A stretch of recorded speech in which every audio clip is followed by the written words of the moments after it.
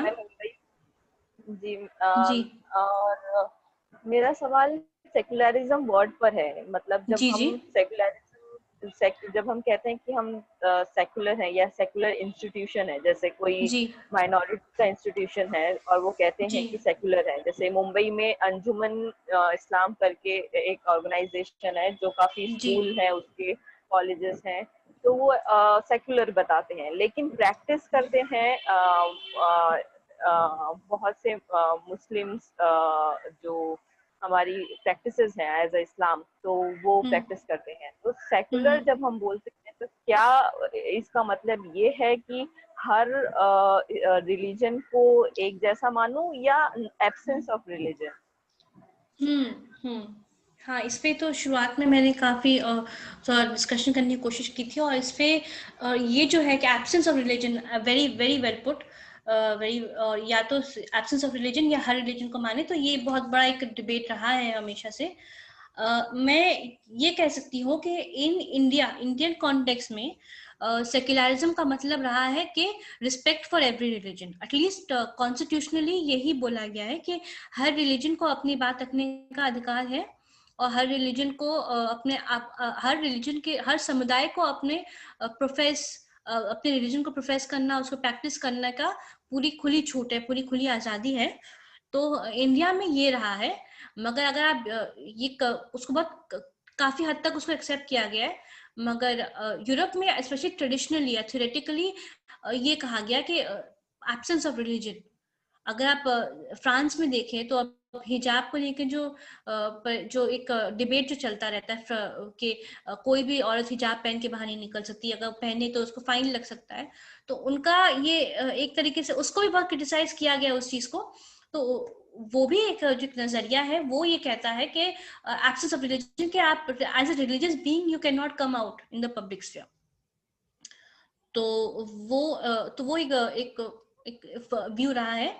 आपने जो एक एग्जाम्पल जो दिया कि कहते हैं कि सेक्युलर है, मगर इन प्रैक्टिस काफी सारी इस्लामिक चीजें फॉलो करते हैं। आई थिंक ये ज्यादातर माइनॉरिटी इंस्टीट्यूशंस में है कि एक तो एक कॉन्स्टिट्यूशन ने भी एक राइट दिया है माइनॉरिटीज को कि वो अपना रिलीजन, अपना एक एजुकेशन इंस्टीट्यूशन चला सकते हैं, और उस चलाने के लिए वो स्टेट की मदद भी ले सकते हैं। तो ये एक एक एंगल रहा है।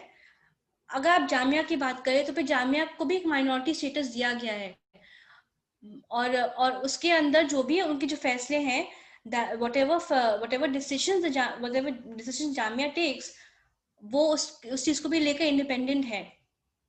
तो इन अ वे एक फंडामेंटल राइट को भी एक्सरसाइज कर रहे हैं ये रिलीजियस माइनॉरिटीज, कि हम अपना एजुकेशन इंस्टीट्यूशन चला सकते हैं।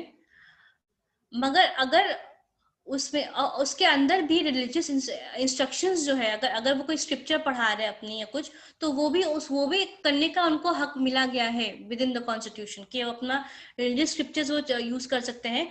हर रिलीजियस ऑर्गेनाइजेशन, रिलीजियस कम्युनिटी अपना एजुकेशन इंस्टीट्यूशन या कॉलेज चला सकता है, और उसमें अपना रिलीजियस इंस्ट्रक्शंस भी दे सकता है। अगर कोई इंस्टीट्यूशन है जो स्टेट स्पॉन्सर्ड है, अगर पब्लिकली वो फंडेड है, या वो अगर वो स्टेट चला रहा है, तो उसमें कोई रिलीजियस इंस्ट्रक्शन नहीं हो सकता।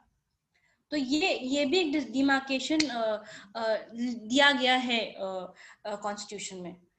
तो उस चीज को लेके हाँ, कंट्रोवर्सी काफी होती है। और मेरा अपना पर्सनल मानना तो ये है कि अगर कोई माइनॉरिटी इंस्टीट्यूशन भी अगर है, तो दे विद इन द कॉलेज और विद इन द यूनिवर्सिटी भेदभाव नहीं होना चाहिए। अगर कोई जैसे अगर अंजुमन कॉलेज जैसे आप कह रही हैं, तो अगर वहाँ पे अगर नॉन मुस्लिम्स भी आके पढ़ रहे हैं, तो उनको फुल फ्रीडम होनी चाहिए और फुल इक्वालिटी मिलनी चाहिए। एटलीस्ट ये मेरा मानना, ऐसा होना चाहिए कि even within a minority institution there should be no discrimination among the students। तो वो हाँ, बात है, ये मेरा टेक है। मेरा एक सवाल है। तो हम लोग अक्सर, जी जैसे हम लोग कहते हैं कि कॉन्स्टिट्यूशन ने हमें ये छूट दिया है, ये कॉन्स्टिट्यूशन ने हमें जी दिया है, ये हमें दिया है। तो जी ठीक है, कॉन्स्टिट्यूशन में दिया है और constitution of course hmm is something, लेकिन what if majority of the people जो हम्म हैं वो कहें कि कॉन्स्टिट्यूशन हम्म ने दिया है हम्म लेकिन हमें नहीं मानना है, जाके आज की मौजूदा हालात में हम लोग ये देख रहे हैं कि कॉन्स्टिट्यूशन ने तो जी जी कहा है सेक्युलर है, बट स्टेट कंप्लीटली, रिलीजन और स्टेट जो है वो एक साथ जुड़ा हुआ है। तो जी, बिल्कुल बिल्कुल। तो फिर इस हालत में जहाँ पे जो क्या बोलते हैं, जो कॉन्ट्रैक्ट है कॉन्स्टिट्यूशन के साथ, उसी को लोग नहीं मान रहे हैं, तो हाँ कॉन्स्टिट्यूशन की कितनी वैलिडिटी रह जाती है फिर ऐसे कॉन्टेक्स्ट में? हाँ हाँ, ये तो ये कॉन्स्टिट्यूशन को नहीं मानना, कॉन्स्टिट्यूशन को एक तरीके से निगेट करना, ये तो काफी like right after independence, like even with in the constituent assembly debate जब चल रहे थे, तो काफी लोगों ने इतने सारे डिफरेंट आइडियोलॉजीज के लोग उसमें उसमें शामिल थे, और काफी लोगों ने इसके खिलाफ अपनी बातें भी रखी थी कि नहीं ऐसा नहीं होना चाहिए, वैसा नहीं, ऐसा नहीं, ब्ला ब्ला। तो और ये भी अभी जो आजकल तो खैर पूरे सर पे है एकदम कि ये कर दिया है कि बिल्कुल अब स्टेट और रिलीजन के बीच में कोई डिफरेंस नहीं रहा है, it has become very open and apparent. तो मेरा ये मानना है, ये मेरा अपना पर्सनल ऑब्जर्वेशन ये है कि ये जो हुआ है कि एकदम एक ऑलमोस्ट एक जुड़ गया है, at least for the time being एक जुड़ गया है एकदम ऑलमोस्ट। ये हुआ है इसलिए क्योंकि हमने ये समझने में हमें दिक्कत हो जाती है कि there is always a power differential between the majority community and the minority community. एक डिफरेंस हमेशा रहता है, और एक पावर का एक डिफरेंस रहता है। और ये भी एक मल्टीकल्चरलिज्म, आई डोंट नो सुनने वालों में से कितने जन पॉलिटिकल साइंस से है, बैकग्राउंड से है, जिन्होंने मल्टीकल्चरलिज्म पे पढ़ा होगा। मगर मल्टीकल्चरलिज्म जो एक डिस्कोर्स जो है, एक थ्योरी कह सकते हैं उसको, एक जो डिस्कोर्स है वो क्लियरली ये बात कहते हैं कि हर country, every country in the world में जो एक डोमिनेंट जो कल्चर जो रहता है वो मेजॉरिटी कम्युनिटी का ही कल्चर रहता है। The more powerful the community is, वही कम्युनिटी का जो कल्चर जो है वही पूरे देश का कल्चर बन जाता है।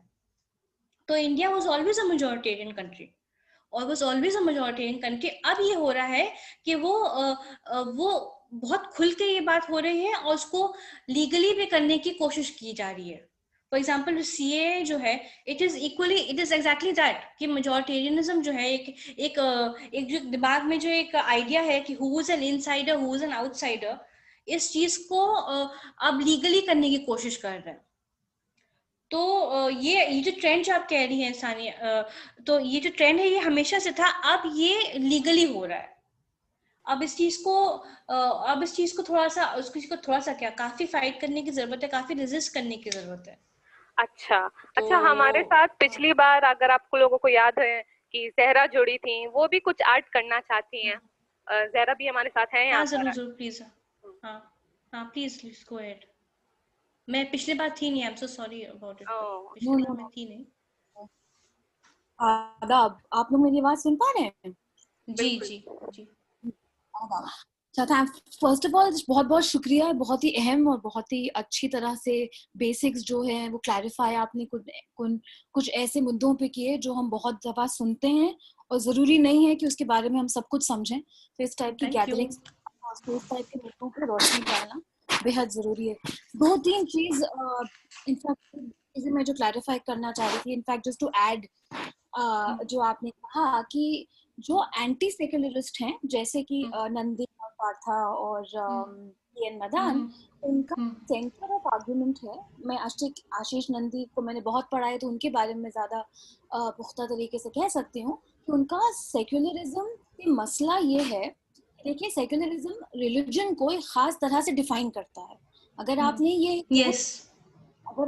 कह दिया कि देखिए रिलीजन जो है वो आप अपने सेक्सुअलिटी की तरह आप अपने घर में रखिए, घर पे आप क्या अपने बिस्तरों में कर रहे हैं हमें नहीं पता, आप उसको बाहर लेके मत आइए, तो आपने रिलीजन को ना ही गायब कर दिया, रिलीजन को आपने एक शर्मसार एक ऐसी चीज बना दिया जिससे लोग एम्बैरस हों और छुप के करें। तो इसमें आपने रिलीजन को एक नया मीनिंग दे दिया, जो कि इस थिंकिंग से, इस आर्ग्यूमेंट से आशीष नंदी को एतराज है, क्योंकि उनका ये कहना है कि जिस तरह से यूरोप में चर्च और स्टेट का फर्क आया कि पहले हर चीज चर्च से डिसाइड होती थी, उसको तब्दील करने के लिए स्टेट इजाद की गई बाकायदा। और उनका आर्ग्यूमेंट ये है कि स्टेट कहने को चर्च और स्टेट का फर्क हुआ, पर चर्च का जो जस्टिस है या क्रिमिनलिटी है या ऑर्गेनाइजेशन है, ब्यूरोक्रेसी है, ये इन सब के एथिक्स जो हैं ये सब रिलीजन से आए हैं। तो रिलीजन को भले सेक्युलरिज्म ने बदनाम कर दिया हो, मगर रिलीजियस मॉरलिटी पे सब कुछ चल रहा है। और इंडिया में खास तौर से ये चीजें बहुत जरूरी हो जाती हैं, क्योंकि इंडिया में 1947 के बाद जब हम आजाद हुए तब हम नेशन भी बने। तो जो स्टेट आई, मॉडर्न नेशन स्टेट, जहां हमने कहा कि हम इंडियन नेशन हैं, और उससे पहले तो हम सब हिंदुस्तानी थे, तभी 19th सेंचुरी से एक मॉडर्न नेशन स्टेट का वो हुआ, स्थापना हुई। तो उसके हिसाब से ये हुआ कि जो ऑर्गेनाइज रिलीजन है, कि जहां पे आपको कहने लगा ये इस्लाम है और ये इस्लाम नहीं है, ये हिंदुइज्म है और ये हिंदुइज्म नहीं है, तो जो ऑर्गेनाइजेशन या इंस्टीट्यूशनल रिलीजन आया, उसने जो है वो क्या बोलते हैं, रीजनैलिटी, कल्चर, इन सब को खत्म कर दिया। इसी की वजह से जब हम मुसलमान कहते हैं तो ऐसा लगता है इतनी सब डाइवर्सिटी के बावजूद सबको पता है कि सब लोग क्या बात कर रहे हैं। तो इस टाइप के सिंगुलैरिटी ने जो डाइवर्सिटी को बिल्कुल खत्म कर दिया। जहाँ पे जैसे ये बता रही थी कि गुजरात का गुजराती बोलने वाला बोरा मुसलमान और यूपी का मुसलमान और कश्मीर का मुसलमान, कश्मीर यूपी और गुजरात का नहीं रहा, वो सिर्फ एक जैसा हो गया। तो ये जो रीजनैलिटी है वो इंस्टीट्यूशनल रिलीजन ने खत्म कर दी है। तो हर सेक्युलरिज्म का सवाल जो है वो हमारे लिए, हम सबके लिए जानना जरूरी है। हर सेक्युलरिज्म का सवाल जो है वो ये, उसके लिए ये जरूरी है कि हम देखें कि रिलीजन क्या है और क्या बन गया है और लोगों की जिंदगियों में किस तरह रोल प्ले करता है। तो मुझे बस ये थोड़ा सा क्लैरिफाई करना था। मेरा सवाल ये था कि आपने जो ट्रेंड बताया वो बहुत ही इंटरेस्टिंग था, इसलिए क्योंकि इसलिए मेरे जैसे इंसान के लिए जो कि थ्योरी और एथनोग्राफी के प्रैक्टिस पे काम करती है, कि पसमंदा जो है वो असल में हमसे ये कह रहा है, पसमंदा मूवमेंट जो है, कि आप माइनॉरिटी में रिलीजन का आर्ग्यूमेंट समझिए। तो ये अज्यूम करना कि जो माइनॉरिटी इक्वल्स माइनॉरिटी रिलीजन है वो बहुत इजी, कहते हैं ना, इजी इक्विवेलेंस, वो नहीं है। क्योंकि मुसलमान तबकों में भी जो मुसलमानों की मुद्दों की बात रखते हैं, देखिए कहने को तो मुख्तार अब्बास नकवी भी बीजेपी में है। तो ये जो रिप्रेजेंटेशन की हम लोग बात करते हैं ना, कि अगर मुसलमान जो है, और ये आजकल का भी आप लोग फेसबुक पे वगैरह बहुत देख रहे होंगे कि अरे ज्यादा मुसलमानों को ब्यूरोक्रेसी में आना चाहिए और ज्यादा बोलना चाहिए और ज्यादा शामिल होना चाहिए। मेरा ये टेक अवे आपके टॉक से ये था कि आप शायद ये हमसे कहने की कोशिश कर रही हैं कि हमें ये भी देखना पड़ेगा कि कौन रिप्रेजेंट कर रहा है। जी जी जी, बिल्कुल बिल्कुल। रिप्रेजेंट करता रहेगा तो फिर वही मामला होगा, कहानी कहाँ बदलेगी। जी बिल्कुल बिल्कुल। हाँ, थैंक यू ज़रा, थैंक यू फॉर दैट। हाँ, ये पहले मैं आशीष नंदी के बारे में बोलूँगी। हाँ, जैसे मैंने कहा था अपने टॉक में कि जो जिन 3 स्कॉलर्स के मैंने नाम लिए हैं, टी.एन. मदान पात्राचार्य जी और आशीष नंदी, इन तीनों स्कॉलर्स का क्रिटिसिज्म है सेक्युलरिज्म में। हम अगर आप उन्हें इंडिविजुअली पढ़े तो अलग अलग टाइप के थीम्स और ट्रेंड्स मिलेंगे। और ये, हाँ, आपने बिल्कुल सही कहा कि for Nandy religion is there is nothing sacrosanct about religion. एक डेफिनेट, एक कोई डेफिनेशन नहीं हो सकता रिलीजन का। एक रिलीजन एक इवॉल्विंग, एक फ्लूइड टर्म है। और नंदी का ये क्रिटिसिज्म इवन अगेंस्ट नेशनलिज्म भी एक रहा है कि the entire concept of a nation state itself is a violent concept, कि एक एसेंस से एक स्ट्रिक्ट, एक स्टैटिक एक कॉन्सेप्ट बना दिया है। और उसके, मगर ये एक modern concept, it is a western imposition of a nation और इवन ऑफ अ रिलीजन। एक वेस्टर्न, एक हेजेमनी, एक वेस्टर्न इम्पोजिशन रहा है। और इसके, और ये इंडिया के प्लूरल और इंडिया के फ्लूइड कल्चर से मैच नहीं करता है। तो ये आपने बिल्कुल सही कहा। और ये जो पसमानदा मूवमेंट की जो बात है, अगर हम ये आपने बहुत सही कहा कि हाँ, ये कि हमें रिप्रेजेंट कौन कर रहा है, ये भी बहुत जरूरत है, ये भी बहुत इंटरेस्टिंग मुद्दा है। इसके ऊपर भी हमें थोड़ा सा रिफ्लेक्ट करना चाहिए। और पसमानदा मुसलमानों का, पसमानदा मुस्लिम महाज का ये कहना है कि जैसे पसमानदा मुस्लिम जो है, जो दलित मुसलमान है, जो ओबीसी मुसलमान है, जो एसटी मुसलमान है, वो within the Muslim community form a majority. और जो अशराफिया मुसलमान है, the ones who are so called elite मुसलमान, जो अपने आप को जो अपर कास्ट कहते हैं, वो एक माइनॉरिटी में हो गए with in the Muslim community. मगर अगर आप पसमानदा मुसलमान जो है, SC ST OBC Dalit, SC ST and OBC Muslims को अगर आप और SC ST OBC ग्रुप से अगर आप जोड़ दें विद इन इंडियन सोसाइटी, अगर आप हिंदू SC ST OBC से आप जोड़ दें, या बुद्धिस्ट या सिख SC ST OBC से अगर आप जोड़ दें, तो वो सब मिल के they become a heterogeneous community, a very diverse community, and they are the majority. तो फिर उस तरीके से मेजॉरिटी माइनॉरिटी को आप रिलीजियसली आप डिफाइन आप नहीं कर सकते। मेजॉरिटी माइनॉरिटी का जो एक टर्म जो है, जो कॉन्स्टिट्यूशन समझता है एज रिलीजियस कैटेगरी, वो उसी चीज को वो पसमानदा मुस्लिम महाज या पसमानदा मूवमेंट उस चीज को थोड़ा डिस्टेबलाइज करने की कोशिश करता है। तो हाँ, तो यही बात है कि Pasmanda Muslim Mahaz also says that जो हमारे रिप्रेजेंटेटिव्स रहे हैं अभी तक के, they are mostly from the upper caste, upper caste और the elite sections of the Muslim community.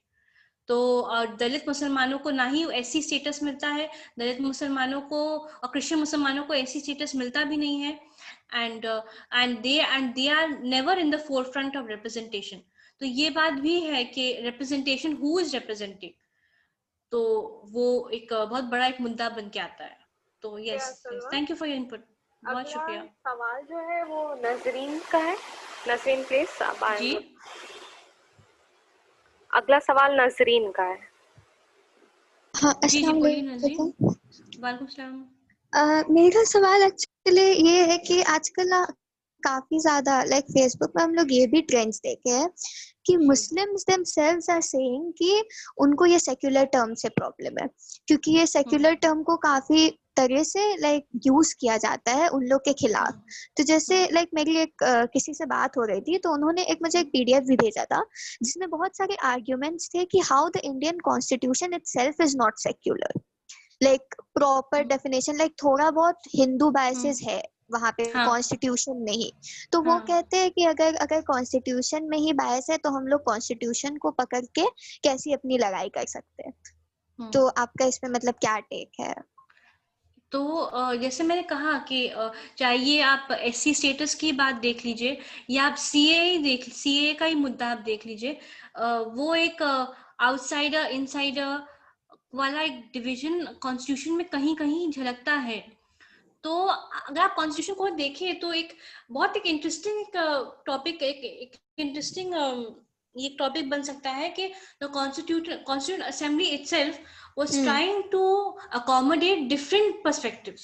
आप directive principles of state policy देख लीजिए, उसमें एक क्लियरली लिखा गया है कि बैनिंग ऑफ काउ स्लॉटर या banning of slaughter of milch cattle, वो भी एक directive principle of state policy में इंक्लूड किया गया है, जो लीगली लागू नहीं कर सकते, मगर ये इंडियन स्टेट की तरफ के लिए एक डायरेक्टिव है, एक इंस्ट्रक्शन है कि the Indian state should try at least to save cattle.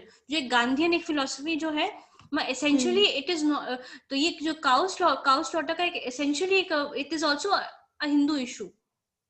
तो आप ये देख सकते हैं constitution itself is a very evolving document. बहुत सारे डिफरेंट पर्सपेक्टिव्स को भी लेकर चल के को भी ऐड किया गया था इसमें, और उसके पीछे काफी एक हिस्ट्री एक रही है और डिबेट्स रहे उसके को लेके कि तो ये फंडामेंटल राइट्स में जो राइट्स जो हैं, जिसमें माइनॉरिटी राइट्स बहुत क्लियरली लिखे गए हैं, दैट वाज वो फंडामेंटल राइट वो लीगली वैलिड है, लीगली इन्फोर्सेबल है। तो वो जो अगर वो आया है, ये सारी चीजें अगर फंडामेंटल राइट्स में इंक्लूड की गई हैं, तो that was at that time during the constituent assembly debates, that was the dominant view. और ये काउ स्लॉटर को बचाना या uniform civil code and these other views were the margins, they were not the dominant views at that time। तो ऐसे बहुत सारे चीजें हैं। And even this whole SC वाला जो इशू है कि आप दलित मुसलमानों को आप एससी स्टेटस आप नहीं दे रहे हैं, आप क्रिश्चियन मुसलमानों को एससी स्टेटस आप नहीं दे रहे हैं, और आप एससी स्टेटस जो है वो सिर्फ आप हिंदू या बुद्धिस्ट या सिख दलित को आप दे रहे हैं, तो वो भी क्लियरली डिमार्केट करता है कि आप आप ओके, एक तो ये है, ये भी हम कह सकते हैं कि इन सारे कम्युनिटीज में, चाहे वो हिंदू कम्युनिटी हो या बुद्ध कम्युनिटी या सिख कम्युनिटी, यहाँ पे आप क्लियरली कास्ट को आप देख सकते हैं, कास्ट के इम्पैक्ट को आप देख सकते हैं, इसीलिए एससी स्टेटस उनको मिल रहा है। मगर आप ये भी एक तरीके से ये बात उठ के आती है कि, और ये जब काफी सारे कमीशन ने कहा है कि दलित के इंडियन मुस्लिम्स में भी एक कास्ट का एक बैरियर है, और जो दलित हिंदूज, एससी हिंदूज के काउंटर पार्ट्स मुस्लिम कम्युनिटी में भी पाए जाते हैं, जब ये काफी क्लियरली दिया गया तभी एससी स्टेटस नहीं दिया गया है दलित मुसलमानों को। तो ये भी एक क्लियरली दिखाता है कि कहीं कहीं मेजॉरिटेरियन बायसेस नजर आते हैं कहीं कहीं किसी कॉन्स्टिट्यूशन में। तो it is, so I would say constitution is not a uniform document, अलग अलग इम्पल्सेस, अलग अलग टेंडेंसीज, अलग अलग व्यूज को लेकर चलने की कोशिश की गई थी कॉन्स्टिट्यूशन में। तो आई would say that it is an evolving document. Yeah, I understand, but then the only thing that I was asking is that कि अगर यहाँ पे ऐसी मतलब डिस्क्रिपेंसीज है, तो जैसे हम लोग के खिलाफ वो यूज किया जा सकता है ना। सो इस सिचुएशन में हम लोग को क्या करना चाहिए? मतलब should we hold on to the constitution in our fight और should we give it up? Because a lot of Muslims are saying कि गिव अप कर दीजिए क्योंकि कॉन्स्टिट्यूशन ऐसे भी हम लोग के लिए नहीं बनता। नहीं, ये चीज को लेकर मैं उसके बिल्कुल कायल नहीं हूँ। Constitution is the thing, but we have to fight constitutionally, we have to fight within the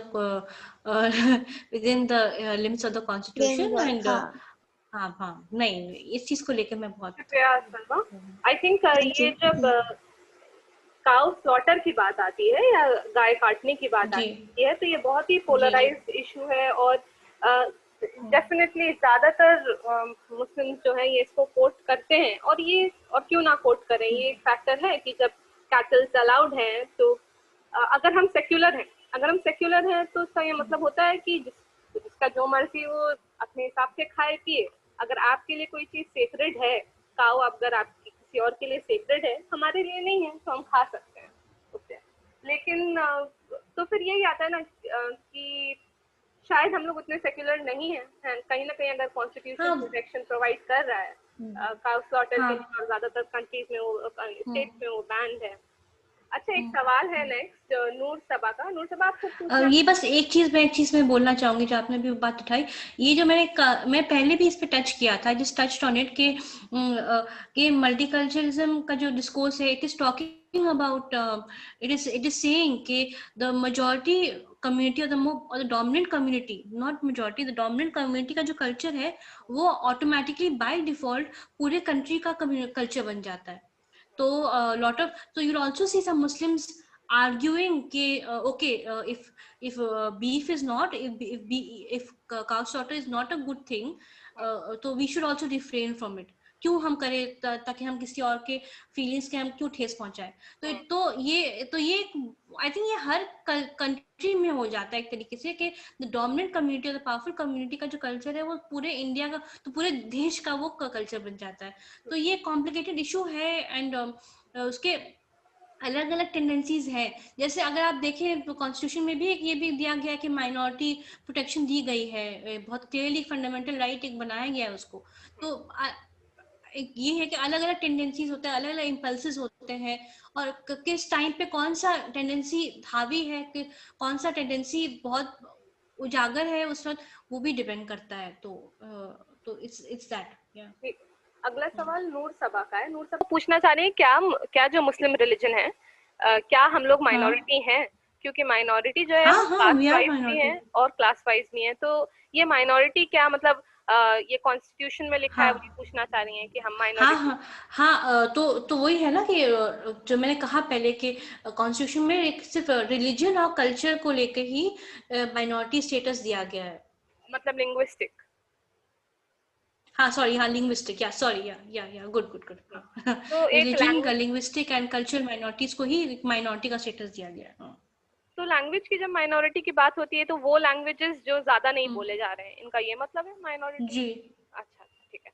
तो हाँ हाँ मुबशरा क्लास 8 से है, 8 में है, उनका भी एक सवाल है। मुबशरा प्लीज बोले। अस्सलाम वालेकुम, मेरा नाम मुबशरा है। जी, तो मेरा क्वेश्चन था कि एथनिसिटी जो है, जो एक साथ एक ही कास्ट में से शादी करवाने का है, वो सिर्फ जी मुस्लिम्स में है या नॉन मुस्लिम्स में भी है? वो तो हाँ, वो नॉन मुस्लिम्स में है। वो तो बहुत बड़ा एक डिफाइनिंग फैक्टर है वो, कि किससे शादी हो रही है आपकी, और honour killings and this and that, वो तो नॉन मुस्लिम्स में भी है। पूछना चाहते हैं कि जी जरूर। कॉन्स्टिट्यूशन तो हमारा वही है जो अम्बेडकर ने ही बनाया था, और आजादी के इतने साल हो गए हैं, और आर्टिकल्स में जो राइट दिया गया है, कॉन्स्टिट्यूशन जो राइट दिया है, तो अब जैसी कंडीशन है, पहले तो कभी ऐसी नहीं थी। लोगों को उनका हक दिया जाता था।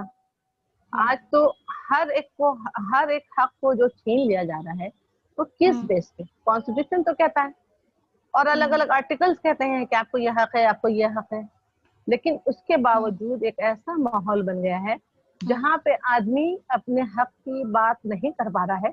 इसकी क्या वजह है? जी, ये तो है। आप देख ही सकते हैं कि it is all about who is in power, politically legally कौन पावर में है। तो अभी लीगली कौन माने पार्लियामेंट में पावर में कौन है, वही डिसाइड कर रहा है सब कुछ।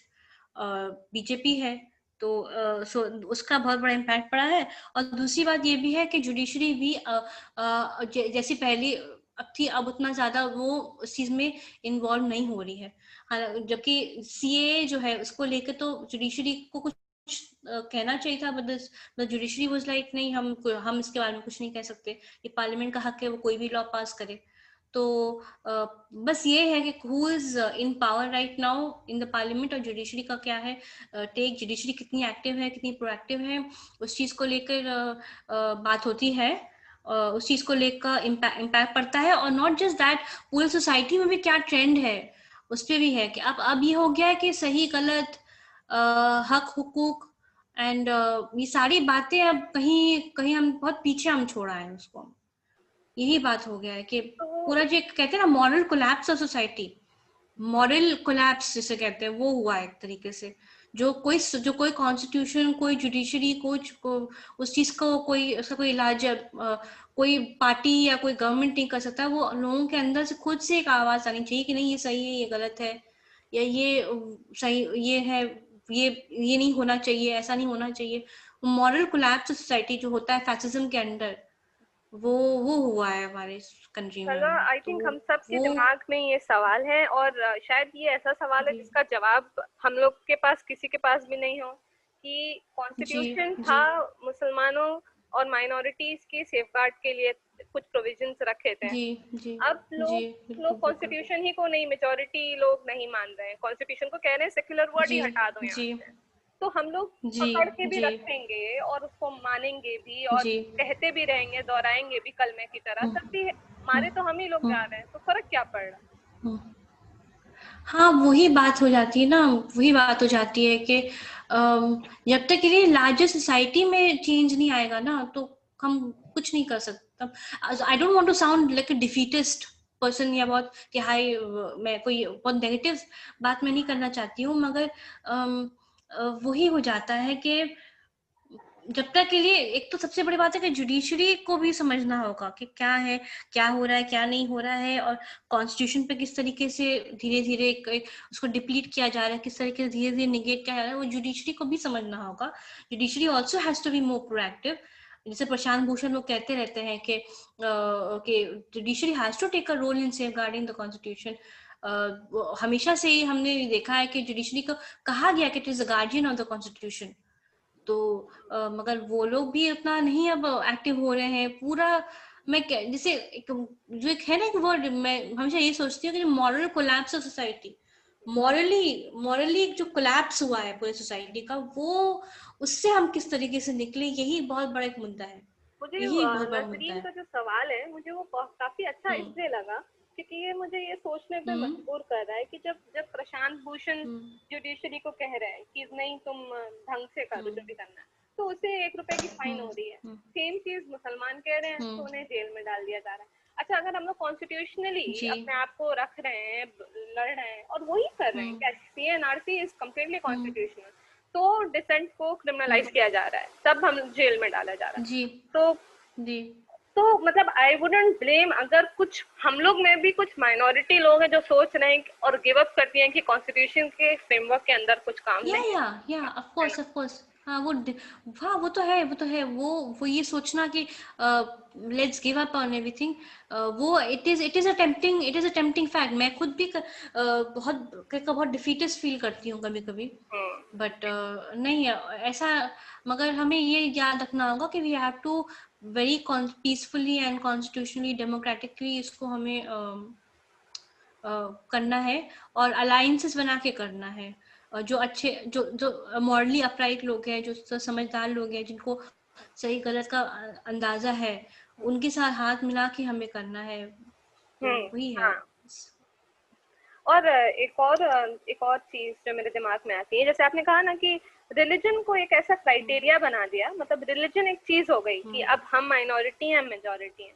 मैंने एक मतलब इस्लामोफोबिया के कंटेक्स्ट में एक अच्छा डिस्कशन हम सुन रहे थे, जिसमें ये बोला गया कि जो रिलीजन वर्ड है, अभी हम लोग दीन को कहते हैं रिलीजन, बट एक्चुअली हमारे पास कोई वर्ड ही नहीं है रिलीजन के लिए, क्योंकि रिलीजन ऐसा कंसेप्ट सचमुच एलियन था। जैसे अगर हम इस्लाम के बारे में बोलते हैं, क्या इस्लाम रिलीजन है, तो बहुत सारे लोग बोलते हैं, मतलब मॉडर्न सेंचुरी में अभी हम लोग ने उसे बोलने लगे हाँ ये रिलीजन है, बट इस्लाम अपने आप में कोई ऐसा रिलीजन बोल के नहीं था, समझ रहे हैं? आई डोंट नो अगर हम आपको ये पॉइंट क्लैरिफाई कर पा रहे हैं, क्योंकि व्हाट दैट पर्सन वाज कि जब से क्रिश्चियनिटी को एक रिलीजन माना गया और उसको बोला गया कि स्टेट और जो पोप है और वो अलग होना चाहिए, तब से हमारा सारा लेंस रिलीजन का इज बोरोड फ्रॉम क्रिश्चियनिटी, और उस हिसाब से हम इस्लाम को भी समझने लगे हैं कि इस्लाम भी एक अलग रिलीजन है। लेकिन अब हमको ये अब मुझे इसका कोई क्लियर कट ये नहीं पता है कि दीन जो है जिसको हम लोग कहते हैं वो रिलीजन है, या रिलीजन एक नया वर्ड है जिसको हम लोग दीन को उसमें फिट करने की कोशिश कर रहे हैं। तो ये बात क्लियर है। या हाँ, ये तो है ही कि what is a religion is an evolving चीज है या एक स्टैटिक चीज है। ये तो काफी डिस्कशन में रहा है। और जो जहरा कह रही थी कि that whole concept of religion को एकदम एक एसेंशियलाइज कर दिया गया है, और ये एक वेस्टर्न चीज है। और ये भी कह सकते हैं कि this whole distinction between Abrahamic and non Abrahamic religions, उसके बारे में भी हम एक बात ला सकते हैं कि कुछ स्कॉलर्स ने ये भी कहा है कि the whole concept of Abrahamic religion is not is the whole concept itself is wrong, is not clear. ये भी एक वो रहा है, एक पॉइंट रहा है। एंड या सो एक इवॉल्विंग चीज तो खैर है ही। Islam, all religions have evolved over time, वो है। और ये क्रिश्चियनिटी के बारे में आपने बहुत इंटरेस्टिंग की है। एक बहुत ही फेमस स्कॉलर है जी रनिजाल कह के, उन्होंने ये कहा कि जो सेक्युलरिज्म जो है और ये सेक्युलराइजिंग टेंडेंसी जो वेस्ट में था और जो अभी भी जो चल रहा है, it is nothing but Christianity. जो सेक्युलराइजिंग जो टेंडेंसी जो चल रही है यूरोप में, it is basically Christianity. The whole it's actually a Christianizing impulse within Europe. तो वो भी एक बहुत ही इंटरेस्टिंग एक डिस्कशन, कहीं ना कहीं हम लोग कॉलोनाइज्ड हैं दिमाग से। जरूरी नहीं है कि अभी हम लोग हाँ वो तो है, हाँ वो भी है, वो भी है बिल्कुल।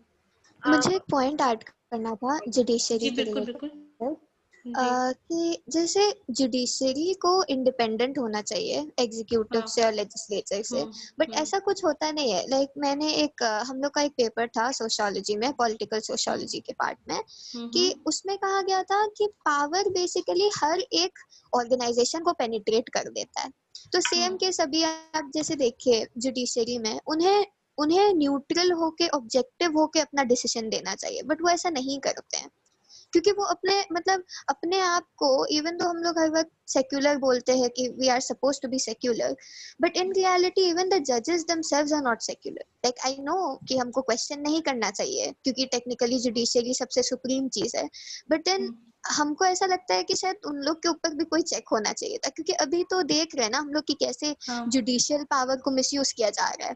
जैसे आप राम मंदिर के केस में देख लीजिए कि मेरे हिसाब से अगर भी वहां पे चाहे मंदिर बने या मस्जिद बने, वो शायद उतना इम्पोर्टेंट नहीं है जितना इम्पोर्टेंट ये था कि वो अनलॉफुली हुआ था, जो भी हुआ था, जो मस्जिद को तोड़ा गया था, और कोई अकाउंटेबिलिटी नहीं था, मतलब किसी को भी सजा नहीं दिया गया। मतलब बेसिकली सिस्टमैटिकली हम लोग को पता चला है कि कैसे 20 साल में, मतलब 20 साल ही तो चला शायद पूरा किस्सा जो था, कि कैसे हम लोग को पूरे तरह से खत्म कर दिया जाता है। लाइक हम लोग कहीं रेफ्यूज नहीं पा सकते। वहां मंदिर या मस्जिद बने वो तो कम्प्लीटली डिफरेंट इशू है, बट मतलब किस तरह से हम लोग को मार्जिनलाइज किया गया है कि हम लोग कहीं नहीं जा सकते, कि आज कोई भी मस्जिद कहीं पे भी तोड़ दिया जा सकता है। आप समझ रहे हैं मतलब क्या कहना चाह रहे हैं? जी जी जी, I understand what you are saying. मैं समझ रही हूँ आप क्या कह रही। जुडिशरी का भी बहुत बड़ा एक के बारे में तो काफी कुछ हम कह ही सकते हैं। और जुडिशरी के ऊपर चेक्स एंड बैलेंसेस हैं। वो हर इंस्टीट्यूशन पे, चाहे वो लेजिस्लेचर हो, एग्जीक्यूटिव हो, जुडिशरी हो, सब जगह ही एक चेक्स एंड बैलेंसेस का एक प्रोविजन दिया गया है कॉन्स्टिट्यूशन में। मगर वही कि अब कुछ समझ में नहीं आता है कि व्हाट टू डू, क्योंकि जिसपे चेक रखना चाहिए वो ही एक दूसरे के साथ जुड़ गए। हाँ, बट जुडिशरी के खिलाफ जो सब चेक्स है वो काफी मतलब डिफिकल्ट है एक्सरसाइज करना। मतलब चीफ जस्टिस को पोजीशन से हटाना वो करना पड़ता है। कॉम्प्लिकेटेड प्रोसीडियर है, तो शायद कोई उसमें जाएगा ही नहीं। तो अब ऐसा चेक्स एंड बैलेंसेस है कि क्या फायदा फिर। जी जी अच्छा, हमारे साथ जो और मुस्लिम वुमेन स्टडी सबकी की जो लड़कियां आज का काफी खामोश लग रही हैं, तो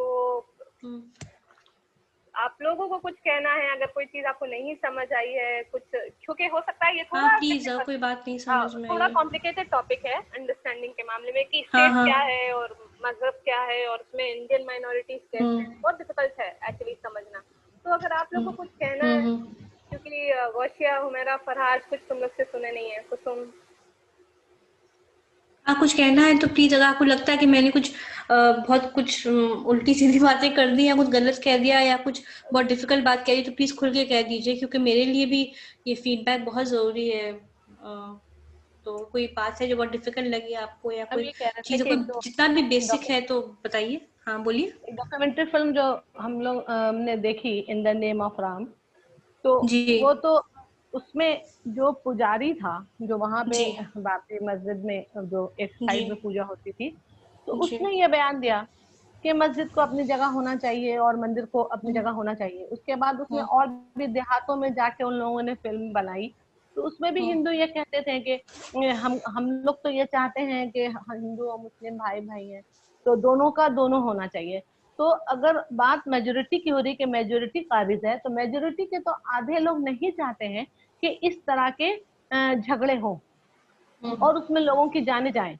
तो फिर ये मेजोरिटी आया कहाँ से? आधे जो हिंदू हैं वो तो नहीं चाहते हैं। अगर कोई भी डॉक्यूमेंट्री फिल्म इस टॉपिक पे जिस तरह की बनाई गई, उसमें आधे हिंदू का ये बयान रहता है कि हम लोग ये नहीं चाहते, और खुद उनके ऊपर भी काफी जुल्म हो रहा है। तो अगर कोई ये कह दे कि इंडिया पे जो मेजोरिटी है उसकी हुकूमत है, तो ये आदमी कैसे मानेगा? क्यों? क्योंकि वो तो खुद उनके आधे लोग खुश नहीं है। और जब डेमोक्रेटिक कंट्री है और हम लोगों को हक हासिल है, तो जब आधे लोग खुद उनके लोग खुश नहीं है, उनके ऊपर जुल्म हो रहा है, उनका रेप हो रहा है, उनकी जमीनें छीनी जा रही हैं, उनको साथ में मंदिर जाने की इजाजत नहीं है, तो फिर ऐसी कंडीशन में हम लोगों को अपने मुल्क को जो जिसमें सब लोगों का खून शामिल है, दोबारा उस तरफ आने के लिए कुछ तो करना चाहिए।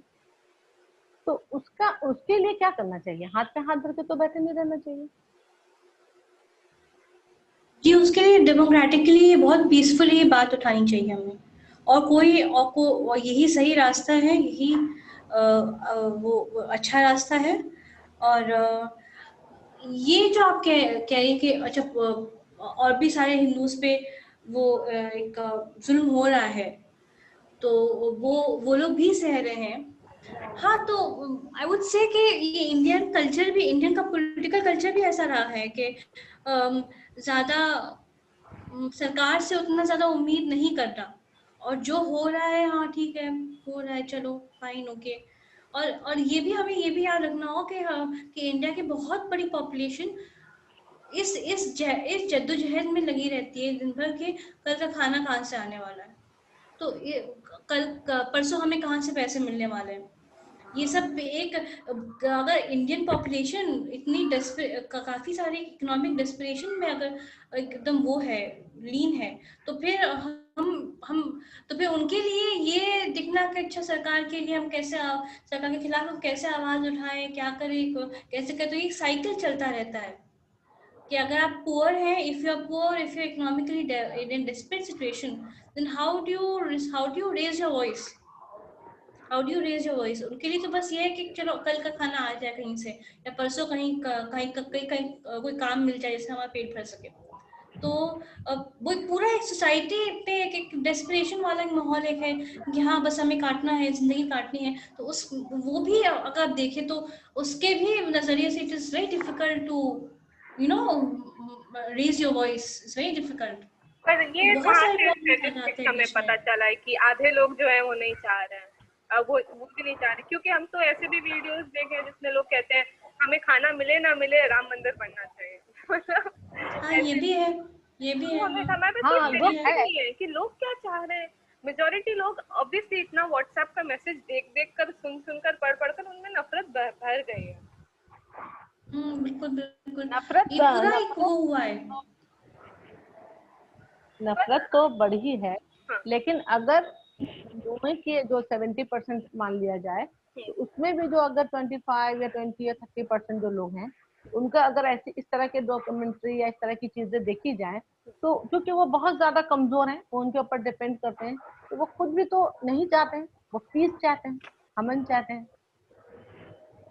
मुझे यहाँ कुछ कहना है कि जो हमारी मतलब कि जो हमारी मुल्क की मेजॉरिटी कम्युनिटी है और जो हमारा गवर्नमेंट है, तो ये मतलब कि जैसे दोनों दो चीजें हैं।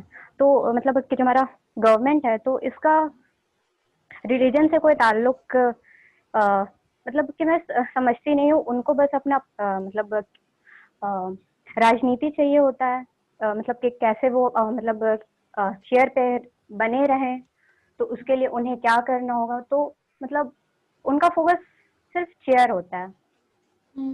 बिल्कुल बिल्कुल, ये तो है ही, तो है। नहीं, आई थिंक राइट नाउ क्या हुआ है कि इट्स लाइक कि बस पावर में कैसे रहना है, इस पे फोकस रहता है इनका, बीजेपी का। और ये भी कि हर सारे कॉन्स्टिट्यूशनल बैरियर्स को, चाहे इलेक्शन कमीशन हो, चाहे वो जुडिशरी हो, चाहे वो कुछ भी हो, उन सबको लांग के किस तरीके से पावर में रिटेन करके रहना है, ये भी बहुत बड़ा एक इन्होंने बहुत एक कोड एक क्रैक कर लिया है इन्होंने। How to get by it, how to bypass everything and still come in power, इन्होंने सीख लिया है कैसे करना है। तो उससे भी एक वो रहता है। और जो एक लार्जर सोसाइटी के बारे में बोले, तो ये भी कह सकते हैं कि not everybody is against Muslims, okay? Not everybody is going out to kill Muslims, but most people are also apathetic. Apathetic होना का मतलब कि we don't care, क्या हमें कुछ फर्क नहीं पड़ता, as long as कि मुझे कुछ नहीं हो रहा है, as long as कि मेरे not in my backyard, मेरे साथ कुछ नहीं हो रहा है, I will not say anything. ये भी एक प्रॉब्लम है। तो आई वुड से कि ये भी एक बहुत बड़ा मसला हो जाता है कि एक तो ये कि सीख लिया है, इस पार्टी ने सीख लिया है किस तरीके से पावर में रहना है, how to win elections, how to win votes, they know how to do it and they will do anything to stay in power. और ये है। और and most people I would say का are completely apathetic, they don't care कुछ भी हो, as long as कि मैं मस्त हूँ, मैं मेरी जिंदगी चल रही है, बस यही है बात। अच्छा सलवा, अगर हम लोग जैसे अब हम लोग यहाँ पे सब जुड़े हुए हैं, ठीक है, और अगर हम लोग सोच लें कि मतलब मुस्लिम औरतें जो है वो ये सारी पता है अभी देश में सिचुएशन क्या है, ये सबको पता है कि जुडिशरी एग्जीक्यूटिव से अलग नहीं है, पॉलिटिक्स के लिए राइट्स कराए जा रहे हैं, ये सब ठीक है। अब हम लोग को एक तरीका होगा ऑपोजिशन मतलब अपोज करने का, ठीक है, और सब मुसलमानों का एक जैसा नहीं होगा। अब कुछ मुसलमान जो है वो आइडेंटिटी पॉलिटिक्स पे यकीन करते हैं कि जैसे वो एक डायलॉग है ना कि if you are killing me to be a Jew, then I'll have to fight like a Jew. अगर मेरे fight as a Jew. fight as a Jew. अगर मेरे यहूदी होने से ही तुम मुझे मार रहे हो तो मैं ऐसा यहूदी ही लड़ूंगा, मैं ऐसा सिटीजन थोड़ी ना लड़ूंगा। तो कुछ लोग, बहुत सारे लोग हैं, एंड मैं अपने आप को इसमें शामिल करूंगी कि मैं आइडेंटिटी पॉलिटिक्स पे यकीन करती हूँ, इन द सेंस कि हाँ हम पे जुल्म हो रहा है क्योंकि हम मैं भी और बहुत सारे लोग नहीं, तुम पे जुल्म इसलिए नहीं हो रहा कि तुम मुसलमान हो, तुम पे जुल्म इसलिए हो रहा है क्योंकि तुम माइनॉरिटी हो और तुम्हारी जगह कोई भी और माइनॉरिटी होगा उस पे भी यही जुल्म हो रहा होता। ये भी एक रीजन हो सकता है। फिर कुछ लोग बोलते हैं नहीं, मेजॉरिटी माइनॉरिटी करो ही मत, मेजॉरिटी माइनॉरिटी आर्टिफिशियल है, हम लोग सबको एक साथ रहना है। ये तीसरा एक तरीका है कि हम लोग अपोज करेंगे गंगा जमुना तहजीब से, लेकिन गंगा जमुना तहजीब में भी हम लोग देखते हैं कि उसके मतलब उसके लॉस में तो मुसलमान ही रहता है जो भी होता है। तो ये तीन तरीके अभी मैंने ऐसे सोचा है कि एक आइडेंटिटी पॉलिटिक्स है, एक है कि non identity politics Ganga Jamuna तहजीब वाली, जिसमें भी बहुत सारे लोग हैं जो करते हैं, अच्छा काम करते हैं, और आइडेंटिटी पॉलिटिक्स की भी अपनी लिमिटेशन है, अपने अंदर में जो कमियां हैं वो सामने बाहर नहीं आ पाती हैं। और भी क्या कोई तरीका है रेसिस्ट करने का, कोई आइडियोलॉजी? एक ऑब्वियसली जो कम्युनिस्ट हैं, सोशलिस्ट हैं, वो कहते हैं कि कास्ट वगैरह के बारे में मत सोचो, क्लास के हिसाब से सोचो, सारे गरीब लोग चाहे हिंदू मुसलमान हो वो एक साथ हैं। जैसे आप भी बोल रही थी कि कास्ट जो है, कास्ट के बेसिस में मेजॉरिटी माइनॉरिटी वो लोग देखते हैं कि सारे लोअर कास्ट एक साथ हैं, सारे कास्ट मेजर बैरियर है उनके, और वैसे ही सोशलिस्ट के लिए क्लास मेजर बैरियर है। तो और भी कोई तरीका है या यही कुछ 3-4 तरीके हैं जिनमें से हम लोगों को अपना रेजिस्टेंस या उनके साथ जुड़ना है, उनका तरीका उनको देखना है? जी नहीं, ये तो आपने बहुत अच्छे से आपने ये एक्सप्लेन कर दिया कि काफी सारे व्यूज हैं। आई डोंट थिंक मैं इस पोजीशन में हूँ कि मैं रियली कह पाऊँ कि अच्छा ये सही है ये गलत है, मैं उस पोजीशन में नहीं हूँ। मैं बस अपनी राय रख सकती हूँ कि I think it's important to talk about majority minority, because as we keep saying कि मेजॉरिटी और माइनॉरिटी, तो मैंने कहा भी पहले कि मेजॉरिटी माइनॉरिटी में एक फर्क होता है, वो पावर का फर्क होता है, पावर डिफरेंशियल होता है। और जो पहले भी मैंने कहा कि जो मेजॉरिटी कम्युनिटी का जो कल्चर है वो जनरली वो ऑटोमेटिकली पूरे कंट्री का कल्चर बन जाता है। उसके खिलाफ हमें हमेशा एक सतर्क रहना चाहिए, उसके खिलाफ हमें हमेशा एक अवेयरनेस, एक अलर्ट रहना चाहिए कि अच्छा मेजॉरिटेरियनिज्म बढ़ रहा है या मेजॉरिटेरियनिज्म क्या है। So we have to be aware of that. तो मुझे तो मेजॉरिटी माइनॉरिटी करना चाहिए, और मतलब ये डिस्टिंक्शन दिमाग में रखनी चाहिए, क्योंकि distinction on ground it impacts people, it is impacting people, and it is determining who is more powerful, whose culture, whose overall culture is becoming the dominant culture of the country. तो ये चीज हमेशा दिमाग में हमें रखनी चाहिए। तो ये है, और ये as a if I am a Muslim then I will speak like a Muslim. तो और जो ये कहते हैं कि नहीं ऐसा नहीं होना चाहिए, आई थिंक वो एक वेस्टर्न वाला एक ख्याल से लोग सामने आते हैं कि रिलीजन को एक पब्लिकली उसको असर्ट नहीं करना चाहिए। हालांकि रिलीजन को पब्लिकली असर्ट करने में भी कोई बुराई नहीं है, रिलीजन को पब्लिक पे असर करने का पूरा हक होना चाहिए। I think that is a fundamental, that should always be a fundamental right.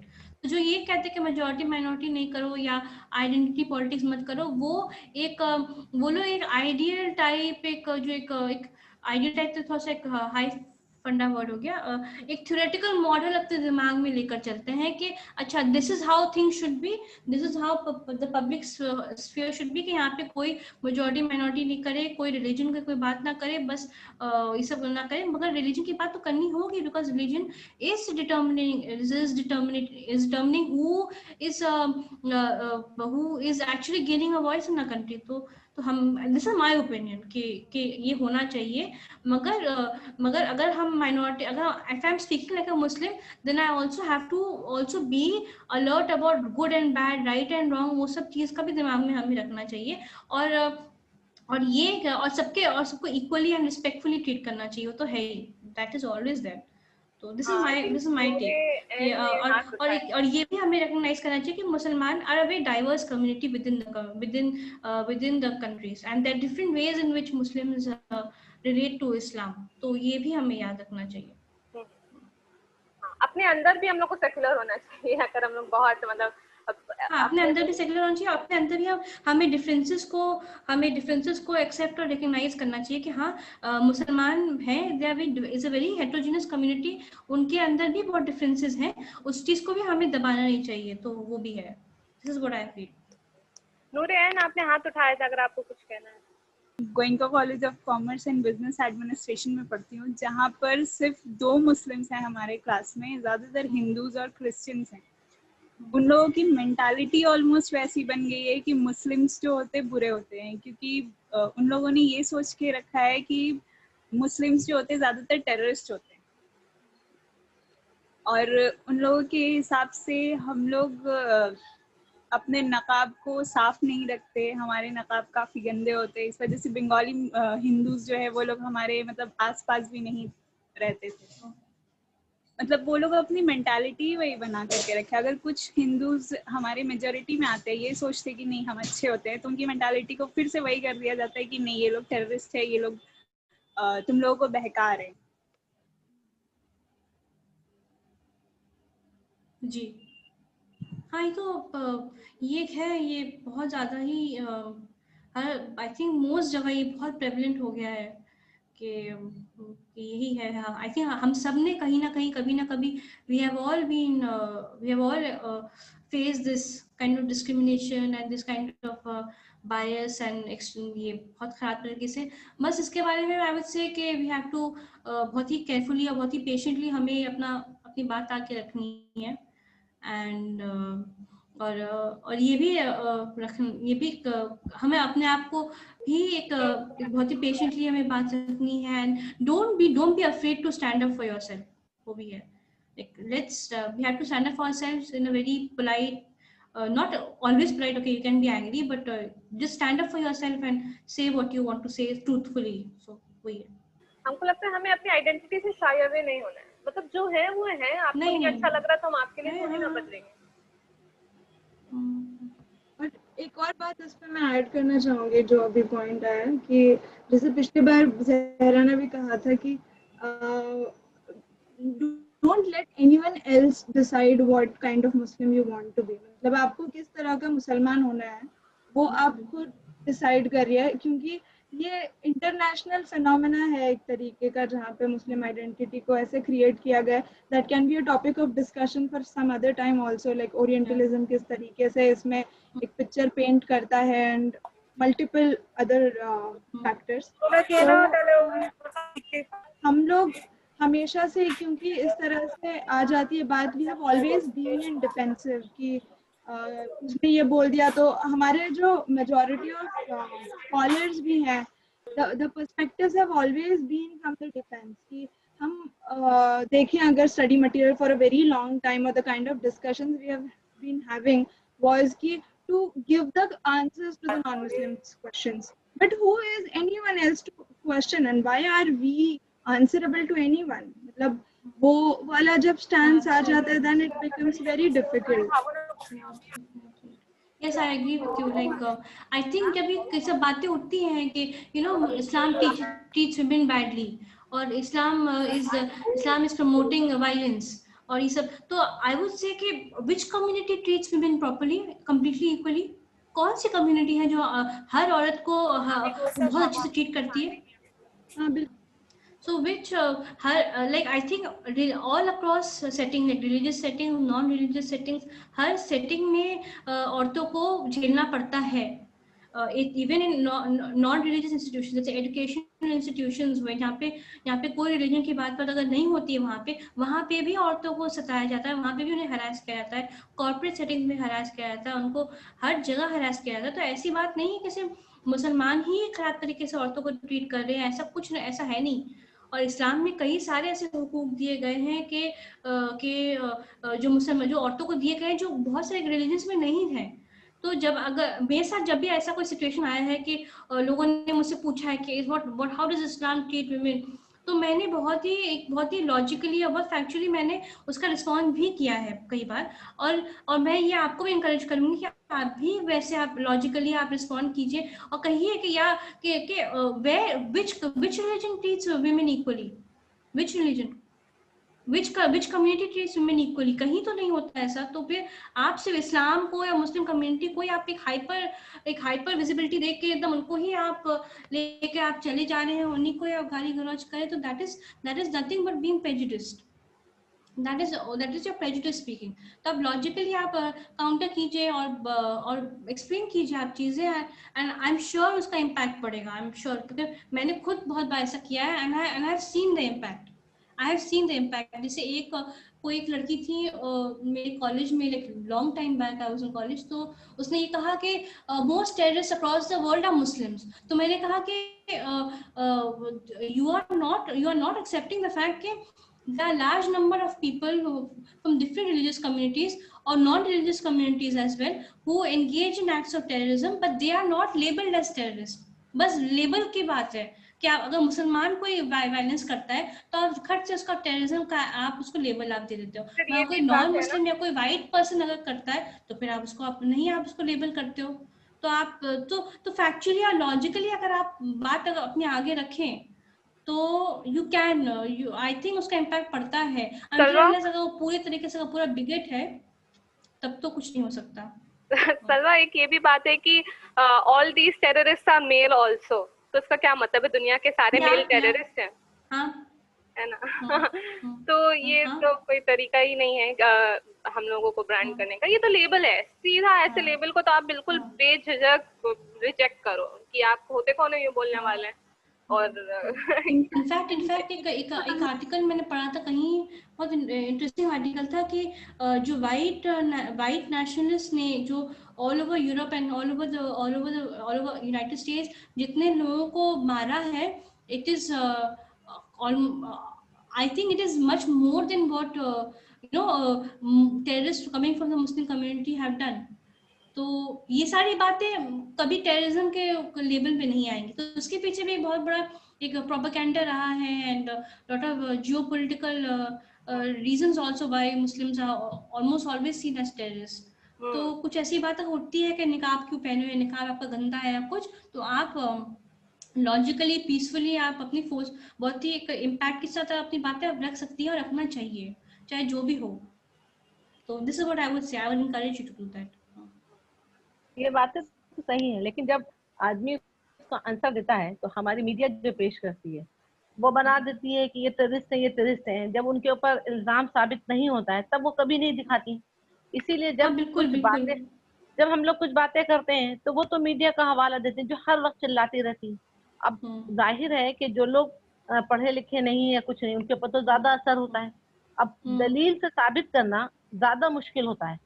कुछ पढ़े लिखे लोग हैं तो वो तो फिर भी बात को समझ जाते हैं, लेकिन एक भीड़, एक इस तरह की जो जगह होती है वहां तो बहुत मुश्किल है, क्योंकि मीडिया तो वो पेश कर रहा है ना। आप जब पकड़ते हैं तो कहते हैं कि ये मुसलमान टेररिस्ट है, लेकिन जब उसके ऊपर इल्जाम साबित नहीं होता तो पूरे एक न्यूज चैनल में कहीं भी खबर नहीं होती, वो कहीं किसी किनारे हम लोग पढ़ लेते हैं। बिल्कुल बिल्कुल। तो जब माहौल ऐसा होगा, जब माहौल ऐसा है तो अपने आप को डिफेंड करने का कितना पावरफुल तरीका रह जाता है।